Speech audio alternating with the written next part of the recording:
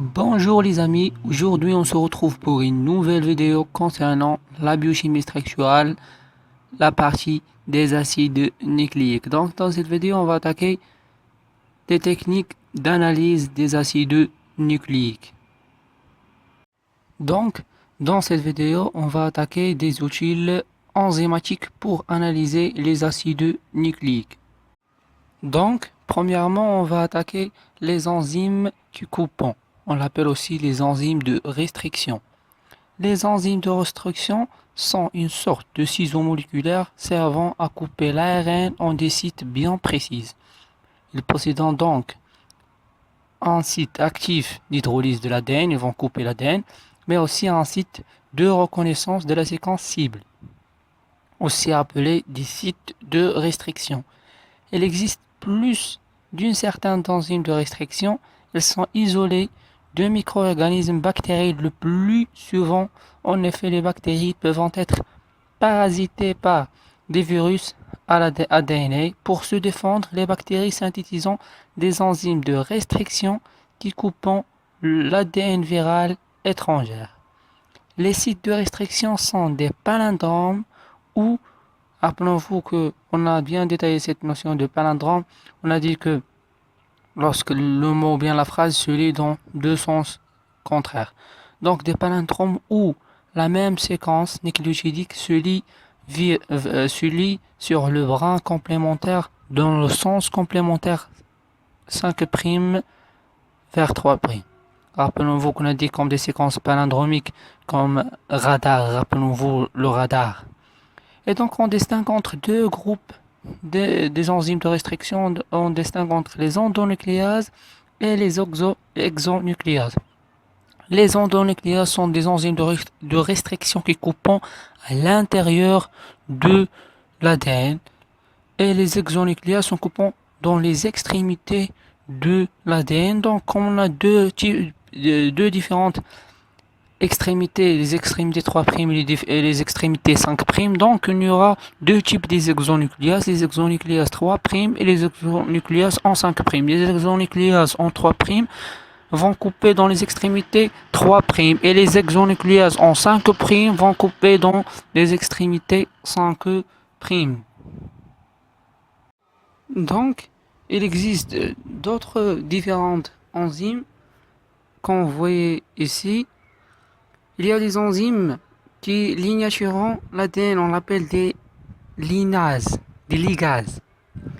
Il y a des enzymes qui enlèvent le groupement phosphore, on l'appelle des phosphatases. Il y a des enzymes qui ajoutent un groupement phosphate, on l'appelle des kinases. Il y a des enzymes qui synthétisent l'ADN et l'ARN, on l'appelle des polymérases. Et donc, par exemple, si dans un exercice on indique que on met des exonucléases sur un ADN et ils ne le coupent pas, sur ADN, on conclut tout simplement que on a un ADN circulaire. Car dans l'ADN circulaire, il n'y a pas des extrémités 5', il n'y a pas des extrémités 3' libres. Tout est lié. Donc ça, c'est un genre des exercices.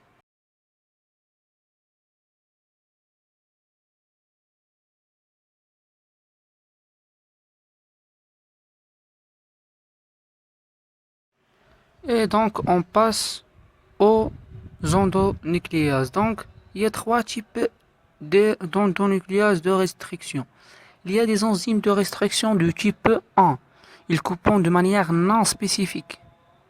Si vous laissez les enzymes de restriction dans un ADN, il fait l'hydrolyse totale de l'ADN. Et donc, l'enzyme de restriction du type 2 cut DNA at definite position.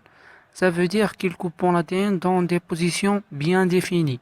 Une fois la séquence spécifique reconnue, l'enzyme coupe l'ADN au niveau de cette séquence. L'acide de coupure est un site palindromique, c'est-à-dire qu'ils sont composés de séquences nucléotidiques identiques sur les deux brins, mais en orientation antiparallèle. Et donc, quand vous voyez ici ATGCAT, et sur le bras complémentaire, l'autre sens ATGCAT, donc la même. Et donc, vous voyez ici, les enzymes de restriction sont comme de sortes de ciseaux moléculaires, ils coupant les enzymes de restriction du type 2 et coupant dans le site. Les enzymes de restriction de type 1 et coupant de manière non spécifique. Exemple des enzymes de restriction du type 2, c'est le BAMH1, les écoérants IN3. On va voir la différence entre ces trois lorsqu'on arrive à la carte de restriction. Donc, les enzymes de restriction du type 3 cleave outside of their recogenation. Ça veut dire quoi cette notion en anglais? Cette phrase en anglais, ça veut dire que ce type les enzymes de restriction coupent à l'extérieur de le site. Une fois le site est reconnu par l'enzyme, la site qui coupe va couper à l'extérieur de ce site. Une fois la séquence spécifique reconnue, l'enzyme coupe l'ADN d'une manière qu'il s'éloigne de la site environ 8 à 20 paires de bases après le site, coupé à l'extérieur du site. Ça sont les trois types des enzymes de restriction. Et donc, on passe à la coupure de l'ADN par des enzymes de restriction de type 2 au niveau d'un site spécifique. Rappelons-vous qu'on a dit que les enzymes de restriction de type 2 coupant à l'intérieur du site reconnu par l'enzyme. Et donc, voici les différentes coupures possibles. Voici ces trois qu'on voyait en temps. Et donc, la notion d'isoschizomère. Cette notion des enzymes de restriction différentes peuvent en reconnaître des mêmes sites spécifiques. On l'appelle des isoschizomères. Il y a deux enzymes, par exemple, reconnues le même site.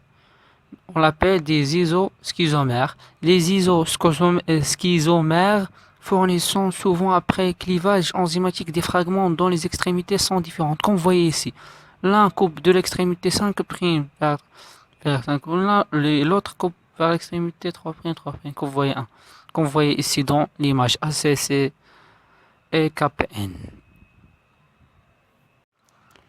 Et donc, avant de passer à la notion de la carte de restriction, comme on a dit que ces enzymes de restriction sont extraites à partir des bactéries. Et donc, les bactéries synthétisant des enzymes de restriction qui coupent l'ADN viral étrangère, comme on a dit. Et donc, les bactéries synthétisant des enzymes de restriction qui coupent l'ADN viral étranger, ces micro-organismes ont développé un système enzymatique spécifique afin que leur propre ADN ne soit pas hydrolysé. Il y a des méthylases spécifiques qui reconnaissent et méthylant les bases cytosine ou adénine des sites concernés. Les sites sont méthylés de telle manière qu'ils ne seront plus reconnus par l'enzyme de restriction. Il y a donc l'utilisation de l'ADN méthylase. Elle va méthyler les bases qui sont au niveau de la site concerné par l'enzyme de restriction. Et donc on passe à la notion de la carte de restriction. Une carte de restriction d'une molécule d'ADN est une représentation précise indiquant les positions des sites de restriction et la taille des fragments séparant ces mêmes sites. Donc par exemple, on va mettre un fragment d'ADN dans les tubes à essai. Dans chaque tube, on va mettre un fragment d'ADN et l'enzyme de restriction. Soit par exemple, on va utiliser l'écoérant, un enzyme de restriction écoérant, soit BAMH1 et IN3. Donc par exemple, l'écoérant, il va reconnaître un seul site dans ce fragment d'ADN. BAMH1, il va reconnaître 3 sites et IN3, il va reconnaître 4 sites. Et donc on voit ici, on va travailler sur un ADN circulaire. un ADN circulaire, ouais. Un ADN bicaténaire circulaire. Donc, comme on a dit que les endonucléases ne coupent que les ADN bicaténaires, ça veut dire les ADN double brin. Si on a par exemple un ADN simple brin, les, les enzymes de restriction ne peuvent pas le couper, car on a dit que les enzymes de restriction reconnues en des séquences palindromiques, ça veut dire celui du côté 5', 3', il y a du côté 3', 5' de côté complémentaire, du bras complémentaire. Et donc on a ici un enzyme circulaire. On peut aussi travailler sur un enzyme, ici on a un ADN circulaire. On peut aussi avoir un ADN linéaire. Mais on va donc selon le type de l'ADN étudié, de la molécule d'ADN étudiée, la carte de restriction soit circulaire, soit linéaire. Et donc, si on va mettre le fragment d'ADN avec les cohérents, il va couper en un seul endroit. Car on a dit par exemple les cohérents, va mettre un seul site, va reconnaître dans le fragment d'ADN un seul site. Donc il va couper au niveau de ce site. Et donc, le cohérent, le tube qui contient le fragment de l'ADN et le cohérent, il va donner un seul fragment. Car on a un ADN circulaire et donc un seul fragment. Et donc, le bar machin va couper en 3 coupures.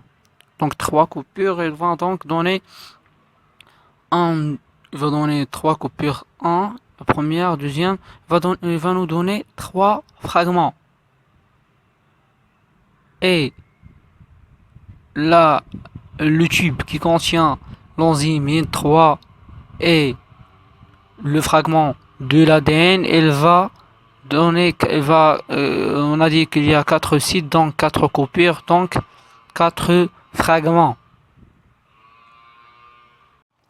Et donc, après la restriction par les enzymes de restriction, on va d'abord analyser ces différents fragments. Comme on a dit que l'enzyme est cohérent, va nous donner un seul fragment, une seule coupure, donc un seul fragment, et ainsi de suite pour les différentes enzymes de restriction. Donc les différents fragments sont différenciés par leur taille, et donc on va utiliser une technique qui va nous aider à déterminer la taille de ces fragments selon la taille, oui. On va utiliser la technique d'électrophorèse. Donc, les différents fragments sont différenciés entre eux par leur taille. On va utiliser une technique qui va séparer les fragments selon leur taille. Cette technique est la technique d'électrophorèse. Si vous n'avez pas encore étudié cette technique, n'hésitez pas d'aller voir le vidéo sur ma chaîne, la technique d'électrophorèse. C'est une technique qui sépare les protéines ou bien les différentes molécules à étudier selon leur taille et selon leur charge. Donc ici on va mettre le ligne de dépôt, c'est le ligne de départ. On va mettre les fragments de l'ADN obtenus après la restriction par les enzymes de restriction, par les différentes enzymes de restriction et cohérents, et on va le laisser et on va le comparer. Donc, dans cette technique, on va utiliser un marqueur de poids moléculaire qu'on connaît son poids, on va utiliser un fragment d'ADN qu'on connaît son poids moléculaire, et on va déposer les autres différents fragments obtenus par restriction.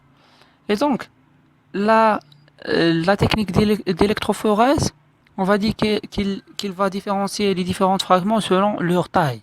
Et donc, la taille, le plus petit va migrer le plus loin, car cette technique, on va dire que cette technique va utiliser le gel d'acarose. Si vous n'avez pas encore étudier ces techniques d'électrophorèse va aller le chercher dans notre chaîne et vous comprenez qu'est-ce que ça veut dire la technique d'électrophorèse.